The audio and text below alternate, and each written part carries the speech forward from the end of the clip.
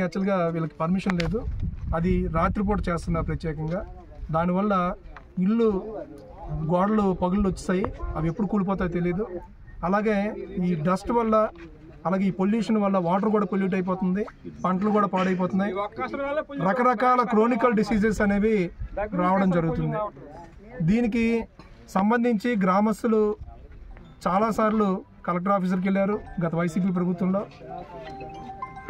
Mining డిపార్ట్మెంట్కి అర్జీలు పెట్టుకున్నారు, అలాగే పొల్యూషన్ డిపార్ట్మెంట్కి అర్జీలు పెట్టుకున్నారు, పోలీసులకి చెప్పుకున్నారు, రెవెన్యూ డిపార్ట్మెంట్కి చెప్పుకున్నారు.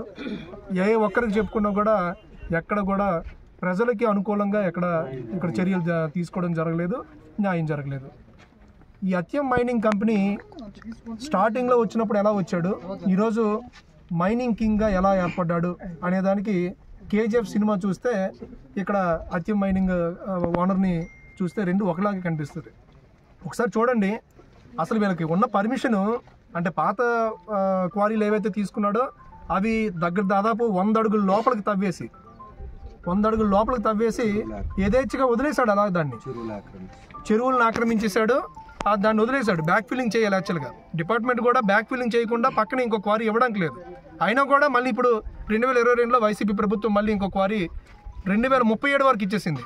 అంటే ఈ 5 పంచాయతీల గ్రామస్తుల తాలూకా తర్వాత తరాలు కూడా ఇలాగే నష్టపోవాలి, ఇలాగే క్రోనికల్ డిసీజ్తో చచ్చిపోవాలని చెప్పి ప్రభుత్వం ఆలోచించింది ఏంటో మరి నాకు తెలియదు, కానీ వైసీపీ ప్రభుత్వం ఈ పని చేసింది. ఈరోజు కూటమి ప్రభుత్వం వచ్చిన తర్వాత కూడా ఈ అత్యం మైనింగ్ తాలూకా ఓనరు అలాగే ఈ సిబ్బంది తాలూకా వ్యవహారం అయితే నిజంగా చాలా ఆశ్చర్యకరంగా ఉంది.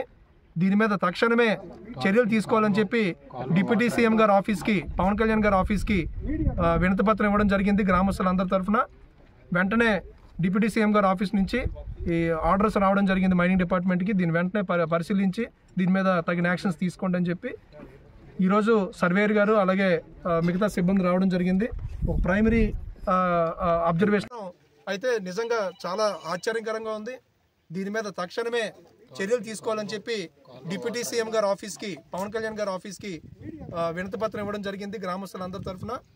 వెంటనే డిప్యూటీ సీఎం గారి ఆఫీస్ నుంచి ఈ ఆర్డర్స్ రావడం జరిగింది మైనింగ్ డిపార్ట్మెంట్కి. దీన్ని వెంటనే పరిశీలించి దీని మీద తగిన యాక్షన్స్ తీసుకోండి అని చెప్పి ఈరోజు సర్వేయర్ గారు అలాగే మిగతా సిబ్బంది రావడం జరిగింది. ఒక ప్రైమరీ అబ్జర్వేషన్ అయితే ఎంక్వైరీ అయితే చేయడం జరిగింది. మంగళవారం కానీ బుధవారం కానీ హోల్ డిపార్ట్మెంట్ అలాగే రిలవెంట్ డిపార్ట్మెంట్స్, పొల్యూషన్ డిపార్ట్మెంట్ అలాగే రెవెన్యూ డిపార్ట్మెంట్ అందరూ కూడా జాయింట్గా ఇక్కడికి వచ్చి ఇక్కడ ఎక్కడెక్కడైతే వైలేషన్స్ జరిగాయో అవన్నీ కూడా పరిశీలిస్తారు తప్పనిసరిగా.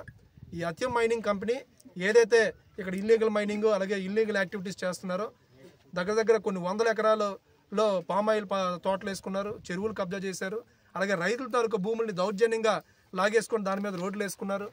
అలాగే జంజావతి మన తోటపల్లి కుడికారు వాటికి అడ్డంగా వీళ్ళు కలవాట్లు కట్టుకున్నారు, అంటే రోడ్లు వేసేసుకున్నారు ఎలాంటి పర్మిషన్ లేకుండా. తార్ ఫ్యాక్టరీ రన్ చేస్తున్నారు, బ్రిక్ ఫ్యాక్టరీ పెట్టారు, ఎవరు పర్మిషన్ తీసుకున్నారో తెలియదు. అలాగే 2 అడుగుల లోతుకి